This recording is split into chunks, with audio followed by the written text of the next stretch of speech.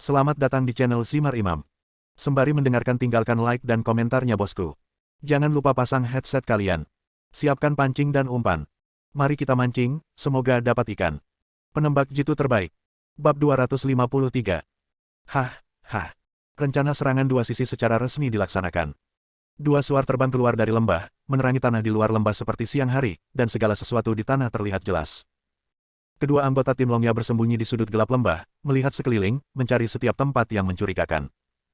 Ketika bumi sekali lagi diselimuti kegelapan, mereka berdua dengan hati-hati menyelinap keluar dari lembah, dan kemudian menembakkan dua suar lagi ke udara.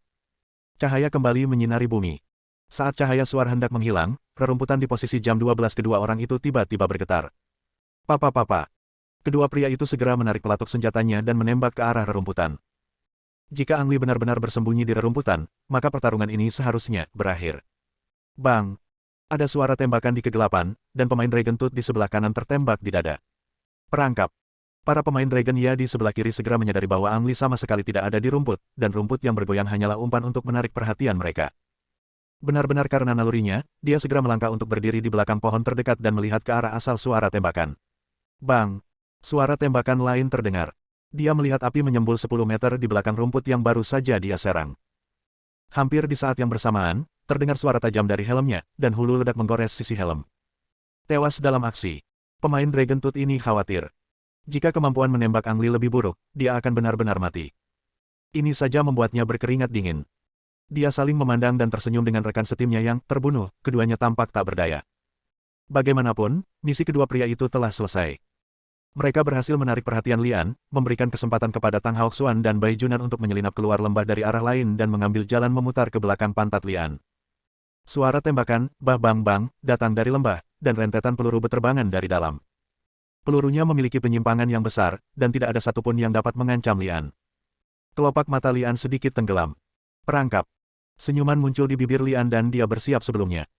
Tang Haoxuan dan Bai Junan berhasil berada di belakang Lian, dengan Bai Junan sebagai pengamat dan Tang Haoxuan sebagai penembak jitu. Setelah keduanya bersembunyi di balik semak, Tang Haoxuan menyiapkan senapan snipernya dan siap menembak kapan saja, sementara Bai Junan mencari sasaran dengan teropong penglihatan malamnya. Tim Sun, kita sudah sampai di posisi menembak. Silakan terus menarik perhatian target. Sebaiknya target mengambil inisiatif untuk mengungkapkan posisinya, kata Tang Haoxuan melalui komunikator. Salin itu. Sun Yunfeng menjawab dengan lembut, dan mengirim anggota tim lain untuk bertindak sebagai umpan dan berjalan keluar lembah. Hal yang aneh adalah tidak terjadi apa-apa pada umpan tersebut setelah berkeliaran di luar, dan dia kembali ke lembah dengan selamat. Kapten Sun, jika kamu tidak menembak, Lian tidak akan melarikan diri, kan? Anggota tim yang bertindak sebagai umpan berteriak dengan suara rendah. Sun Yunfeng mengerutkan kening, inilah yang dia khawatirkan. Saat ini, Bai Junan berteriak pelan, lokasi target telah ditemukan. Tang Haoxuan mengikuti instruksi Bai Junan dan melihat laras senapan mencuat dari rumput melalui ruang penglihatan malam. Sebagai penembak jitu, Tang Haoxuan sekilas mengenali laras senapan sniper tipe 85, dengan moncongnya mengarah ke lembah. Dari senapan sniper type 85, awalnya dapat disimpulkan bahwa Ang Li bersembunyi di sana. Rerumputan di belakangnya jauh lebih lebat daripada di depannya. Saya tidak akan pernah menyadarinya dari depan rerumputan, mengira itu menyatu dengan rerumputan, tapi hanya sedikit lebih subur. Tapi melihat posisi Tang Haoxuan, dia yakin ada penembak jitu yang mengenakan setelan, jili, tergeletak di sana. Tang Haoxuan segera menyesuaikan sudut tembak dan menarik pelatuknya. Retakan. Peluru menembus sudut setelan, jili. Sama seperti Ang Li yang selalu memukul rompi anti peluru ketika menembak, Tang Haoxuan hanya menembak sebagai maksud untuk memberitahu Ang Li bahwa dia dibunuh. Tim Sun, targetnya telah dihilangkan, kata Tang Haoxuan melalui komunikator. Bai Junan memegang teleskop dan berbisik, pemimpin pasukan Tang, ada yang tidak beres. Kamu tidak akan benar-benar membunuhnya, bukan? Tang Hao. Lalu kenapa dia terbaring tak bergerak? Bai Junan bertanya. Tang Haoxuan mendengar ini dan melihat melalui teropong lagi. Memang seperti itu. Laras senapan sniper tipe 85 yang menonjol dari rumput dan pria yang berbaring di belakang rumput, semuanya tetap tidak berubah. Aku akan pergi ke sana dan melihatnya. Jangan benar-benar membunuhnya, kata Bai Junan dan bangkit. Jangan keluar. Tang Haoxuan berteriak dengan tergesa-gesa, tapi itu sudah terlambat satu langkah. Bang! Suara tembakan terdengar. Begitu Bai Junan berdiri, dia merasa dadanya seperti dipukul dan dia jatuh ke tanah. Sudah kubilang jangan keluar. Teriak Tang Haoxuan sambil mengeluh, lalu berkata melalui komunikator, Tim Sun, targetnya masih hidup. Tadi itu target yang salah, dan kami tertipu. Selain itu, pengamat saya mati. Sun Yunfeng sangat bahagia karena dia juga kehilangan seorang pengamat dan dokter. Tang Haoxuan, apapun yang terjadi, kamu harus menemukannya untukku dan membunuhnya, apakah kamu mengerti? Sun Yunfeng meraung. Dimengerti. Jawab Tang Haoxuan, tapi diam-diam merasa pahit di hatinya. Meskipun Lian melepaskan tembakan, dia tidak dapat menentukan lokasi spesifik Lian sama sekali, malah dia sendiri yang menjadi sasarannya. Satu-satunya hal yang pasti adalah Ang Li memiliki lebih dari sekedar senapan sniper Type 85. Bai Junan merogoh rompi anti pelurunya dan mengusap tulang dada yang patah, dan berteriak dengan ekspresi tertekan, Lian, dasar bocah bau. Aku khawatir sesuatu terjadi padamu. Sebaiknya kau tembak saja aku. Terbunuh. Tunggu saja, aku akan menunjukkanmu sesuatu setelah penilaian. Wow, ada suara dari sisi berlawanan, dan moncong Tang Haoxuan bergerak mengikuti rumput yang bergoyang. Menemukanmu. Suara itu berhenti. Tang Haoxuan yakin dia telah menemukan sasarannya, yang berada di balik batu setinggi hampir 2 meter yang jaraknya puluhan meter di depannya. Sosok Lian berhenti sejenak di balik bebatuan, lalu bergegas keluar dari ujung yang lain. Konfirmasikan tujuannya. Tang Hao. Bang. Tang Haoxuan memanfaatkan kesempatan singkat itu dan menarik pelatuknya. Bang. Pria yang keluar dari balik batu itu meledak. Tang Haoxuan tampak sedikit terkejut, berpikir bagaimana Lian bisa meledak. Bang. Tembakan terdengar dari sisi berlawanan, dan hampir pada saat yang sama terdengar suara teredam di depan Tang Haoxuan, dan peluru menembus tanah di bawahnya. Bab 254. Senapan penembak jitu Tang Hao. Ini sudah berakhir. Tang Haoxuan tersenyum pahit dan berkata melalui komunikator, Kapten Sun, saya mengorbankan hidup saya. Berdengung. Terjadi ledakan di kepala Sun Yunfeng. Tang Haoxuan adalah satu-satunya penembak jitu dan kartu as di tangannya. Dia menyembunyikannya di belakang karena takut akan kemunculannya, tetapi sekarang dia meninggal. Dari 30 bersaudara, hanya tersisa 5. Sun Yunfeng menjadi gila. Setelah Lian mencari titik penembak jitu lagi dan mengintai, dia menambahkan bahan bakar ke dalam api dan berteriak dengan keras, selamat tinggal, Tim Sun, saya pasti akan memenangkan penilaian ini. Setelah mengatakan ini, dia menggoyangkan dahan hingga menimbulkan suara dan berpura-pura melarikan diri. Bunuh aku. Sun Yunfeng meraung. Pokoknya kita akan kalah setelah fajar, lebih baik bertarung sekarang dan masih punya peluang untuk bertahan hidup. Sun Yunfeng memimpin dan bergegas keluar bersama 4 saudara lainnya. Tang Haoxuan terbunuh dalam pertempuran dan hanya bisa memilih untuk menonton dari pinggir lapangan. Dia melihat dengan matanya sendiri bahwa Lian tidak melarikan diri. Ketika dia melihat Sun Yunfeng bergegas keluar dari lembah, dia menggelengkan kepalanya dan tersenyum pahit. Saudaraku, bisakah kamu tertipu oleh tipuan sederhana seperti itu? Lian melihat Sun Yunfeng bergegas keluar, tapi dia tidak terburu-buru menembak. Sebaliknya, dia terus mengamati dan segera menemukan 4 sosok gemetar di belakangnya. Kapten Sun, sepertinya Anda berencana bertarung sampai mati. Lian diam-diam berkata. Secara logika, Lian seharusnya membunuh Komandan Sun Yunfeng saat ini, tapi setelah memikirkannya, dia berubah pikiran. Terdengar suara tembakan, ledakan. 5 orang yang bergegas keluar semuanya terjatuh, dan hanya orang terakhir yang berteriak, saya sudah selesai. Wow! Lian berbalik dan mundur, mengeluarkan suara. Lian! Kejar aku! Sun Yunfeng berteriak keras dan memimpin dalam mengejarnya. Jangan kejar aku! Tang Haoxuan, yang sedang menyaksikan pertempuran itu, diam-diam berteriak. Sun Yunfeng baru saja mengejar posisi Lian yang sebelumnya mengintai ketika dia mendengar suara, klik lembut. Kapten Sun, saya tertembak, teriak seorang anggota tim, dengan ranjau anti-infanteri di bawah kakinya. Tambang ini tidak diaktifkan, jika tidak semua orang, termasuk Sun Yunfeng, akan selesai bermain. Teruslah mengejar. Sun Yunfeng berteriak dengan ekspresi jelek. Kecuali anggota tim yang menginjak ranjau darat, 2 orang lainnya terus mengejar Sun Yunfeng. Bang! Ang Li berhenti di tengah jalan dan melepaskan tembakan lagi, dan anggota tim lainnya terbunuh. Hari mulai terang. Hua hua hua. Sun Yunfeng berlari sendirian di pegunungan dan hutan.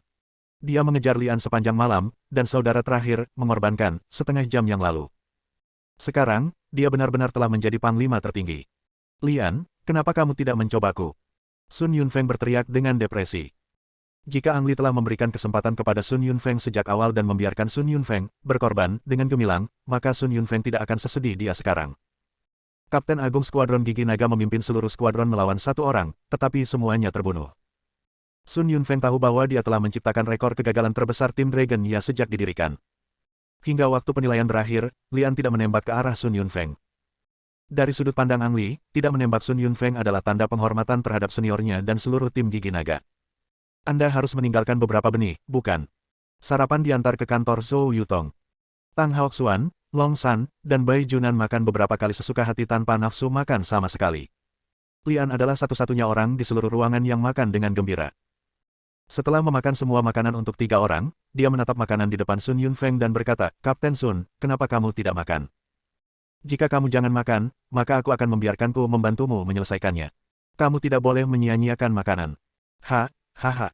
Wajah Sun Yunfeng berkedut dan dia tertawa datar. Kamu bisa memakannya, kata Sun Yunfeng tanpa daya. Semoga berhasil. Lian mengambil makanan Sun Yunfeng dan berkhotbah sambil makan. Saya ingat seorang pria hebat pernah berkata bahwa korupsi dan pemborosan adalah kejahatan besar, jadi kita tidak boleh menyia-nyiakan makanan. Selain itu, saya pernah pergi ke Afrika sebelumnya. Jika Anda pernah ke sana juga, Anda akan mengerti apa yang saya katakan. Membuang-buang makanan adalah sesuatu yang tidak bisa ditoleransi. Petik 2. Semua orang menunggu Lian menjadi pemenang. Setelah dia selesai makan dan mengeluarkan piringnya, Zhou Yutong berbicara, Kapten Sun, apakah ada yang ingin Anda katakan? Sun Yunfeng mengangkat tangannya memberi hormat dan berkata dengan ekspresi sedih di wajahnya, kepala. Setelah penilaian kemarin, saya dengan jelas menyadari betapa tidak kompetennya saya sebagai komandan. Oleh karena itu, saya meminta agar saya dicopot dari jabatan saya sebagai pemimpin skuadron.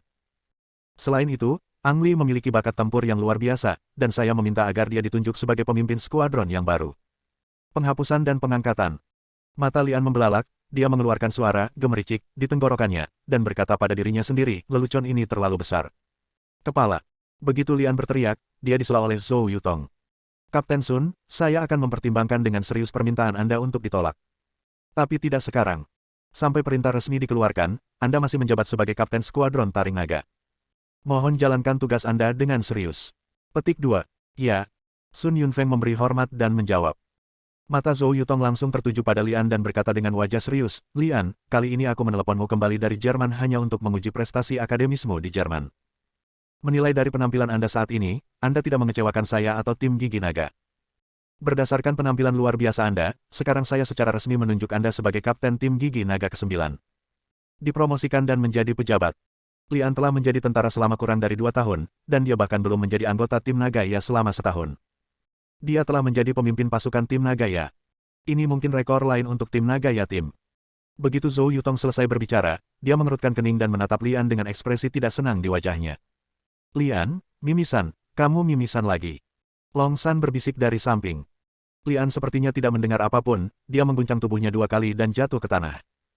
Tak perlu terlalu bersemangat saat menjadi pejabat, bukan? Bai Junan langsung menghampiri, menyentuh denyut nadi Lian, dan berteriak dengan wajah berat, tidak, kondisi fisik Lian sangat buruk. Baru saat itulah semua orang menyadarinya. Mimisan Lian bukan karena dia melihat Zhou Yutong, juga bukan karena dia bersemangat dipromosikan menjadi pemimpin pasukan. Beri ruang untuk meja. Bai Junan balas menelepon. Wow, segala sesuatu di meja Zhou Yutong tersapu ke lantai. Bai Junan mengangkat Lian ke meja dan berteriak kepada Zhou Yutong, bos, silakan minggir. Sebelum Zhou Yutong bisa keluar, Bai Junan membuka baju Lian, mengeluarkan jarum perak yang tersembunyi di tubuhnya, dan menusuk titik akupuntur Lian untuk pengobatan. Bab 255. Lian terbangun dan mendapati dirinya terbaring di tempat tidurnya, dengan seluruh skuadron orang mengelilinginya, memandangnya seperti monster. Apa yang ingin kamu lakukan? Lian secara naluriah memeluk selimut itu dengan kedua tangan dan menyusut ke sudut. Ditatap puluhan pria mirip serigala, apalagi saat baru bangun tidur, sungguh perasaan yang menakutkan. Cek, cek. Tawa aneh terdengar di mulut semua orang, dan Ang Li sangat berharap itu hanya mimpi buruk. Lian, akulah yang kamu tembak sampai mati, kamu ingat. Dan aku yang kedua. Lian, kamu sangat kejam, kamu membunuh seluruh skuadron kami, kamu sangat mampu. Saudaraku, mereka yang memiliki keluhan harus membalas dendam, dan mereka yang memiliki dendam harus membalas dendam. Tidak mau. Sebelum Lian selesai berbicara, lebih dari selusin orang menekannya, lalu terdengar bunyi, klik dan papan tempat tidur hancur. Tim Zhou ada di sini. Seseorang berteriak, dan sekitar 30 pria dewasa berlari keluar seperti tikus bertemu kucing, meninggalkan Lian terbaring sendirian di reruntuhan. Bos, jika kamu terlambat selangkah, aku akan dibunuh oleh mereka, kata Lian dengan ekspresi sedih. Zhou Yutong memandang Lian dengan wajah dingin dan bertanya, bagaimana perasaanmu sekarang? Ini sangat buruk. Seluruh tubuhku sakit. Rasanya seluruh tubuhku hancur. Lian berjuang untuk bangkit dari reruntuhan. Bai Junan bergegas keluar dari belakang Zhou Yutong, meraih pergelangan tangan Lian, dan berteriak, jangan bergerak, saya akan memeriksa pembuluh darahmu. Periksa denyut nadiku, mengapa kamu perlu memeriksa denyut nadiku? Lian bertanya dengan ekspresi bingung di wajahnya. Kelopak mata Bai Junan sedikit tenggelam, dia menggerakkan tangan kanan dan kirinya, lalu berkata kepada Zhou Yutong, dia baik-baik saja sekarang. Apa maksudmu ini bukan masalah besar? Cobalah dengan lebih dari 20 orang yang mendesakmu. Lian melepaskan tangan Bai Junan dan berkata. Bai Junan terkekeh dan tiba-tiba berkata, Kapten, ulanglah bersamaku. Pemimpin tim. Lian kemudian teringat promosinya menjadi kapten tim ke-9, menatap Bai Junan dan bertanya, apa, kamu ditugaskan di timku? Bai Junan mengangguk dan menjawab, tidak hanya saya, Long San dan Tang Haoxuan juga telah dipindahkan ke tim ke-9. Mulai sekarang, Anda akan menjadi bos kami. Tunggu sebentar, aku tidak ada di kantor bos. Kok aku ada di asrama? Lian bertanya dengan ragu. Apakah kamu tidak ingat? Bai Junan bertanya secara misterius. Ingat apa? Lian menjadi semakin bingung. Bai Junan mencondongkan tubuh ke telinga Lian dan berbisik, kamu mimisan lagi saat menatap Kapten Zhou. Apa? Mimisan lagi? Lian mengintip wajah dingin Zhou Yutong. Kesalahpahaman yang dulu belum bisa dijelaskan dengan jelas, dan sekarang terulang kembali. Saya kira terjun ke Sungai Kuning pun tidak bisa menyelesaikannya. Bai Junan, kemana kamu baru saja memintaku untuk menemanimu? Lian buru-buru mengganti topik pembicaraan. Aku mendapat libur beberapa hari, tolong temani aku kembali ke kampung halamanku. Apakah tidak apa-apa? Lian bertanya pada Zhou Yutong. Bai Junan adalah harta karun tim Dragon ya kami. Kamu bertanggung jawab untuk mengantarnya pulang kali ini. Jangan biarkan apapun terjadi padanya. Setelah Zhou Yutong mengatakan itu, dia berbalik dan pergi. Lian berkedip, sadar kembali dan berkata kepada Bai Junan, apakah kamu kaptennya atau aku kaptennya? Kenapa aku menjadi pengawalmu? Kenapa kita berdua bersaudara begitu peduli? Lagi pula, ikut aku kembali ke kampung halamanku, bukankah kamu istirahat saja? Kata Bai Junan sambil memegang lengan Lian. Hei, menjauhlah dariku. Kenapa menurutku kamu aneh? Kata Lian sambil mengesampingkan tangan Bai Junan. Tidak peduli apa, kita adalah saudara yang baik. Bai Junan tetap diam. Kapten Li, apakah kamu pernah belajar seni bela diri? Apakah junti boxing termasuk? Itu tidak masuk hitungan. Kalau begitu tidak. Oh, ngomong-ngomong, pemimpin pasukanku mengajariku serangkaian teknik tinju buatan sendiri ketika aku masih menjadi rekrutan baru. Bisakah kamu meneleponku dan melihat? Sekarang. Ya, sekarang juga. Bai Junan, kamu sakit. Kenapa aku selalu merasa kamu berbeda dari biasanya? Kapten Li, kamu terlalu memikirkan hal ini. Cepat tunjukkan padaku pukulan harimaumu. Lian tidak tahan dengan Bai Junan, jadi dia pergi ke taman bermain dan meninju harimau itu lagi. Tiger Boxing diciptakan oleh pemimpin pasukan Ni. Ini pada dasarnya berasal dari tinju militer, tetapi memiliki niat membunuh tambahan. Bai Junan kecewa setelah menonton Tiger Fist dan tidak pernah menyebutkannya lagi. Lian berganti pakaian kasual dan ditarik dari tim gigi naga oleh Bai Junan. Long San dan Tang Haoxuan secara pribadi mengantar mereka berdua ke bandara sipil terdekat. Keduanya tiba dengan pesawat di bandara Shenzhen di Henan, dan kemudian membutuhkan beberapa jam berkendara langsung ke Wangwushan. Bai Junan, kamu tidak pernah mengatakan bahwa keluargamu juga tinggal di pegunungan. Kenapa? Keluargaku miskin. Saya dibesarkan di jurang. Bagaimana saya bisa begitu miskin sehingga keluarga Anda begitu miskin? Lian berpikir bahwa kondisi di rumah Bai Junan serupa dengan kondisinya, dan meskipun baik, tidak akan jauh lebih baik. Namun setelah sampai di rumah Bai Junan, Lian menyadari bahwa dia salah, dan itu adalah kesalahan besar. Keluarga Bai Junan memang tinggal jauh di Gunung Wangwu. Lokasinya sangat terpencil sehingga mereka adalah satu-satunya keluarga dalam jarak belasan kilometer. Mobil berputar-putar di pegunungan selama beberapa jam sebelum mencapai rumah mereka. Namun setelah turun dari mobil, Lian langsung ketakutan dengan gerbang megah di depannya. Pintu kayu kuno besar berwarna merah setinggi lebih dari 3 meter. Di depan pintu terdapat dua patung singa batu setinggi 2 meter. Dinding bata hijau dan ubin merah membentang tak berujung sejauh mata memandang. Hahaha. Jika ada yang berani menertawakan keluarga Bai Junan dengan mengatakan bahwa keluarganya tidak punya uang, Lian pasti akan memukul mulutnya hingga berkeping-keping. Jika ini dianggap buruk, bagaimana dengan saya? Dia mungkin bahkan tidak memenuhi standar seorang pengemis. Bai Junan, apakah ini benar-benar rumahmu? Lian bertanya tidak percaya. Ya. Reaksi Bai Junan sangat tenang, dan dia melangkah maju dan mengetuk pintu kayu yang berat itu. Seorang lelaki tua berpakaian hijau membuka pintu samping dan keluar. Ketika dia melihat Bai Junan, dia membungkuk dan memberi hormat, dan berteriak dengan penuh semangat, Tuan, Anda kembali. Apakah kakek ada di rumah? Aku punya sesuatu yang mendesak untuk menemuinya. Tuan seharusnya ada di halaman belakang sekarang. Saya akan membukakan pintu depan untuk Anda. Tidak, pergi saja ke pintu samping, kata Bai Junan sambil berbalik dan menarik Lian untuk masuk melalui pintu samping. Saat ini, Lian tidak lagi meragukan bahwa ini adalah rumah Bai Junan. Dengan batu bata biru dan ubin merah, deretan bangunan antik, dan gelar, Tuan Muda, Tuan, dari petugas tua, nampaknya keluarga Bai tidak hanya kaya, tapi juga sangat konservatif. Pria tampan, mengapa keluargamu masih mempertahankan kebiasaan buruk masyarakat lama? Lian bertanya dengan nada tidak senang. Bai Junan mengerti, mengangkat bahunya dan berkata, itu bukanlah sesuatu yang bisa saya ubah, dan tidak ada yang bisa saya lakukan untuk mengatasinya. Kalau begitu, keluargamu tidak mudah untuk dihadapi. Lian memikirkan tentang aturan ketat keluarga Bai, dan takut dia akan menyinggung keluarga Bai secara tidak sengaja. Sebenarnya tidak sesulit yang kamu kira. Anggap saja tempat ini sebagai rumahmu sendiri. Bai Junan tampak sangat santai. Bab 256. Berjalan di halaman keluarga Bai, Lian merasa seperti Nenek Liu telah memasuki taman pemandangan besar, dan dia merasa aneh kemanapun dia pergi. Bai Junan, seberapa besar keluargamu? Lian bertanya dengan rasa ingin tahu. Bai Junan menggelengkan kepalanya dan berkata, aku juga tidak tahu. Bagaimanapun, perbukitan di dekatnya dianggap sebagai rumahku. Berapa banyak bukit? Hahaha. Keluarga Bai sangat besar. Berapa banyak orang yang dibutuhkan untuk mengelola properti sebesar itu? Tapi yang aneh adalah selain petugas lama, Lian tidak melihat orang lain di sepanjang jalan. Rahasia tersembunyi dari pembangunan Baijia bisa dikatakan berupa pemandangan di setiap langkahnya. Terdapat bebatuan di depan gunung dan air di belakangnya. Jika Anda tidak melangkah lebih jauh, Anda tidak akan pernah tahu seperti apa pemandangan di baliknya adalah. Lian pernah melihat halaman belakang dibangun dalam formasi Bagua di Angel Manor, tetapi formasi di Angel Manor tidak ada artinya jika dibandingkan dengan keluarga Bai. Bai Junan tidak memberikan instruksi apapun, tetapi Lian tahu dengan jelas bahwa dia harus mengikuti jejak Bai Junan. Jika tidak, dia akan tersesat di keluarga Bai secara tidak sengaja. Wow!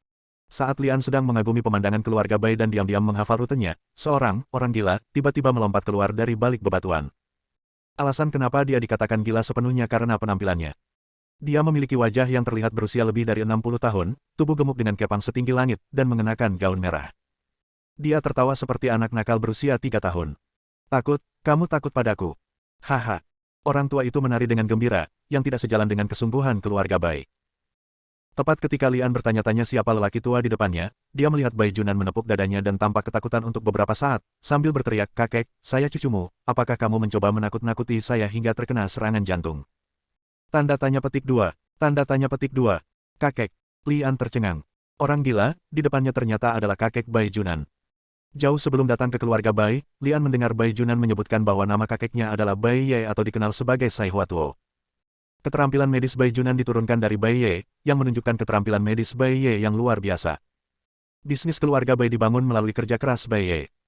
Dalam imajinasi Lian, Bai Ye pasti termasuk tipe orang yang tenang dan percaya diri, tapi dia tidak pernah menyangka akan menjadi orang gila di hadapannya. Pria tampan, siapa yang membuatmu tidak waspada sama sekali? Jika kamu memperhatikan aku bersembunyi di belakangmu, bagaimana kamu bisa ditakuti olehku? Bai Ye memberi ceramah dengan wajah datar, tapi matanya penuh rasa puas diri. Kata-kata Bai Ye terdengar agak tidak masuk akal, tapi tidak kasar. Khusus untuk Ang Li, dia jelas orang penembak jitu dan telah memenangkan Golden Bullet Award dari German Sniper School, jadi dia harus sangat waspada. Namun, sebelum Bai Ye melompat keluar, Lian benar-benar tidak menyadarinya sama sekali. Hanya keterampilan tersembunyi ini saja yang bisa dipelajari. Untungnya, kakek Bai Junanlah yang bersembunyi di balik bebatuan. Bagaimana jika itu adalah musuh dengan niat jahat? Konsekuensinya tidak terbayangkan. Lian menarik napas dalam-dalam. Ini adalah pelajaran pertamanya di keluarga Bai. Kemanapun dia pergi, dia tidak bisa lengah. Kakek, kamu benar, aku lalai. Bai Junan mengganti topik pembicaraan, menunjuk ke arah Lian dan berkata, kakek, dia adalah Lian yang kusebutkan padamu. Mata Bai Ye tertuju pada Lian, sosoknya tiba-tiba bergerak, dan dia mengulurkan tangannya untuk meraih Lian. Lian jelas ingin bersembunyi, tapi Bai Ye menangkap pergelangan tangan kirinya. Keterampilan dan kecepatan seperti ini membuat Lian tercengang. Sulit membayangkan bahwa itu akan datang dari seorang lelaki tua berusia di atas 60 tahun. Jangan bergerak. Bai Junan mengingatkan dengan suara rendah. Baru saat itulah Lian menyadari bahwa jari Bai Ye berada di gerbang denyut nadinya, memeriksa denyut nadinya sendiri. Keramahan macam apa ini? Bagaimana Anda bisa mengetahui denyut nadi seseorang begitu Anda bertemu dengannya? Lian tidak tahu bahwa jika bukan karena kebaikan Bai Junan, bahkan jika itu adalah pejabat tinggi atau orang kaya, akan lebih sulit untuk mengetahui denyut nadi Bai Ye. Jangankan orang biasa, mereka bahkan tidak sempat bertemu Bai Ye. Alis Bai Ye terkadang mengendur dan terkadang berkerut. Setelah 3 menit, dia melepaskannya dan tersenyum pada Lian. Nak, kamu benar-benar diberkati. Jika kamu tidak bertemu dengan cucuku yang berharga, dan dia kebetulan mewarisi keterampilan medisku, kamu pasti sudah lama bertemu dengan Raja Neraka. Apa? Lian terkejut lagi dan memandang Bai Junan dengan bingung. Bai Junan mengabaikan Lian, tapi memberi hormat pada Bai Ye dengan wajah serius dan bertanya, kakek, jadi kamu bisa menyelamatkannya? Bai Ye menggelengkan kepalanya dan berkata, aku tidak bisa menyelamatkannya. Dia berhenti sebentar lalu berkata, pria tampan, jangan panik. Meskipun aku tidak bisa menyelamatkannya, kebetulan ada tamu di Baiku. Keluarga yang bisa menyelamatkannya, kalau tidak bagaimana? Menurutmu apakah anak ini diberkati dengan kekayaan besar? Baru pada saat itulah Lian menyadari bahwa Bai Junan tidak memintanya untuk menemaninya kembali mengunjungi rumahnya, melainkan membawanya ke dokter. Aku sakit parah, kenapa aku tidak merasakan apa-apa? Bai Ye melihat keraguan Lian dan bertanya sambil tersenyum, apakah kamu merasakan aliran udara mengalir ke seluruh tubuhmu? Lian mengangguk, mengira ada aliran udara setelah minum terakhir kali, tapi itu cukup nyaman. Kadang-kadang, apakah kamu masih mimisan? Bai Ye bertanya selanjutnya. Lian mengangguk lagi, memikirkan pemandangan memalukan di depan Zhou Yutong. Benar. Bai Ye berhenti bertanya dan memerintahkan Bai Junan, sudah terlambat hari ini. Ajak temanmu istirahat dulu. Kita akan bicara tentang menyelamatkannya besok pagi. Ya. Bai Junan menjawab dengan hormat. Meskipun dia adalah cucu kesayangan Bai Ye, dia tidak berani melakukan kesalahan apapun. Sebelum Lian sempat bereaksi, Bai Ye melompat dan pergi, tidak menunjukkan tanda-tanda menjadi dokter ajaib. Bai Junan tersenyum masam dan berkata, kakekku memang seperti ini. Tunggu saja sampai kamu terbiasa. Hati seorang pria tidak pernah menjadi tua, menurutku itu bagus. Lian hanya bisa mengklasifikasikan Bai Ye sebagai anak laki-laki tua yang nakal, bukan orang gila. Di bawah kepemimpinan Bai Junan, Lian dibawa ke suite yang didekorasi dengan elegan, di mana makan malam mewah telah disajikan di meja makan. Di masa lalu, Lian pasti sudah lama melahapnya, tetapi setelah mengetahui bahwa dia sakit parah, dia tidak punya nafsu makan sama sekali. Bai Junan, apakah kamu bergabung dengan kakekmu untuk bermain denganku? Apa aku benar-benar sakit? Lian bertanya dengan ragu. Bai Junan memutar matanya ke arah Lian dan berkata, jika kita tidak berteman, aku tidak akan membawamu kembali untuk memohon pada kakekku. Melihat Bai Junan serius, Lian bertanya, lalu penyakit apa yang saya derita? Saya tidak bisa memberitahu Anda secara pasti apa penyakitnya. Sederhananya, ini adalah kelainan Qi dan darah. Bisakah kekacauan darah dan Qi membunuh orang? Berhentilah bercanda. Bai Junan berkata dengan wajah serius, apakah kamu masih ingat ketika saya bertanya apakah kamu pernah belajar seni bela diri? Lian mengangguk, teringat Bai Junan memaksakan dirinya untuk melakukan tinju harimau lagi. Biasanya, energi dan darah dalam tubuh Anda hanya dapat ditemukan oleh ahli bela diri sejati. Biasa disebut energi internal, yang sering disebut dalam novel dan film. Bersambung.